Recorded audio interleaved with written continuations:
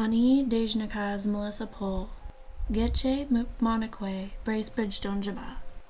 I made this film to show ways that we can be intentional with our words and actions that are respectful to the First Peoples to whom this land belongs.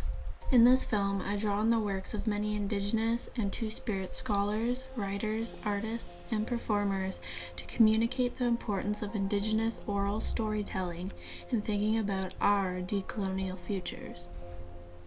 Have you ever thought about the power of storytelling? It's said that the power of a story is in the stories retold about a story. Stories have the ability to transmit energy and strength from the storyteller to the listener. Stories can teach honor, respect, discipline, understanding, and patience. Because of how Indigenous cultural knowledge was outlawed in Canada from 1884 to 1951, it is no wonder why many of these stories have been put to sleep. Stories being awakened and retold is a way of restoring the present. Ancestral teachings and guidance are finding their way back into the heart and spirit. Joanne Archibald, an Indigenous studies scholar from the Stolo First Nation in British Columbia, calls this knowledge heart memory, and it is heart memory that enables instinctive story memory. This restoring of the present blurs the boundaries of historic past and present to show kinship relations that journey across time with both ancestors and descendants.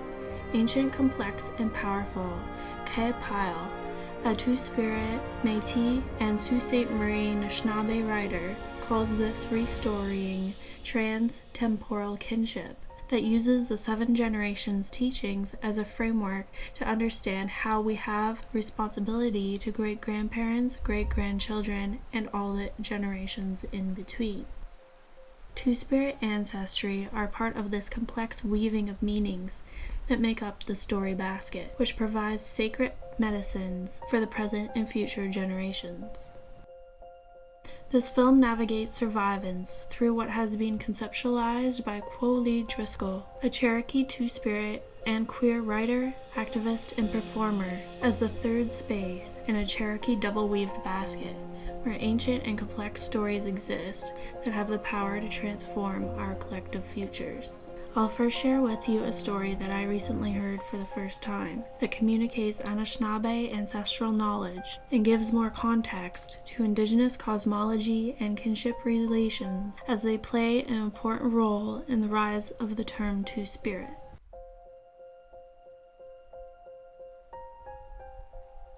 Ani Dejnakas Mangan Tababadung Wab Shishidodam Wasoxing Donjaba.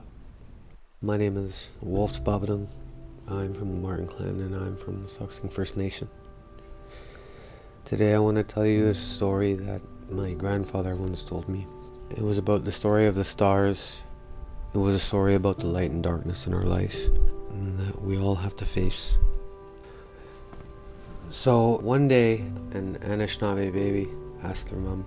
Every time the baby looked up to the sky, the baby seen a bunch of lights. And the baby was curious one day and the baby said that, "Mother, where do these lights come from and why do we see them at night?" And the mother said, "All those lights that we see are our ancestors. And they've walked this earth as we have. And then eventually when their time here on earth was done, they left their mark in the sky. And they've all left a path for us to follow as we go on in our life."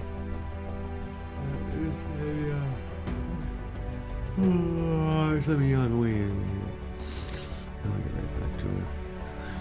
So anyway, where were we?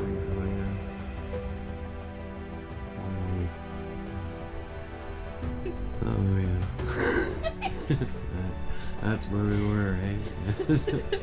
That's where I left off. I didn't even leave. Yeah. Okay, back to business anyway.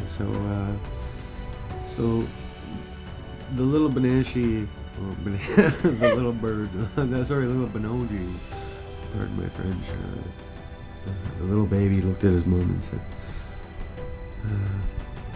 "When do we become parts of the light that reach out in the sky when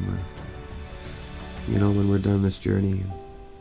And she's like, "Well," and she said that there's an imprint and there's an energy that we leave and affect all the things that we touch in life as we go on through our journey. And we're gonna have our grandfathers and our grandmothers guide us through these journeys. And there's gonna be some points in your life when you go through that you're not gonna understand where you are, why you're there. Maybe your light might not be shining as bright as you thought it would, or maybe shining too bright.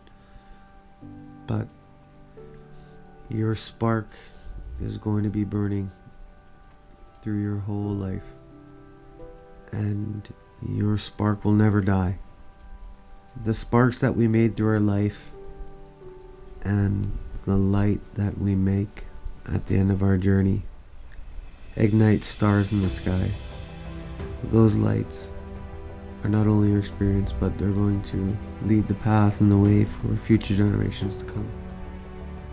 Just know that whatever you do in life, that your light will be remembered in the stars. Just remember that the light you have in your heart, your smile right now, is the light you're going to leave behind in the sky.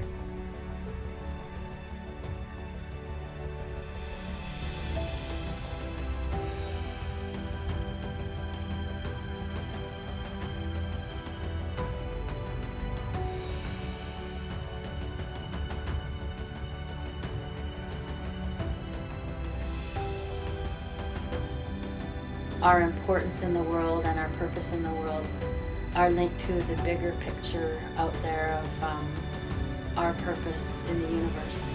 So to me, it's a very spiritual understanding, connection to why people even started using the term two-spirited.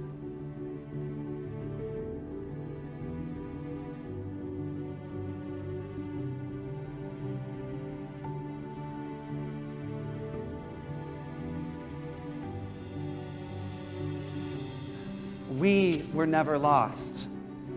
While heteropatriarchal colonization attempts to claim land and bodies, Asegi bodies remain unruly.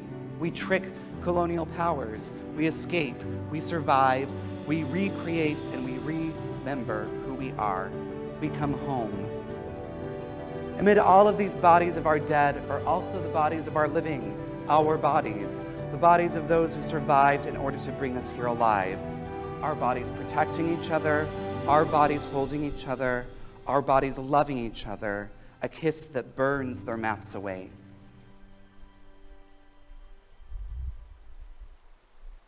I hope to have shown how story work and heart memory are powerful forces in maintaining Asegi spaces, fluid spaces that defy colonial borders and tell different stories about how the world works, who we are, and who we can be.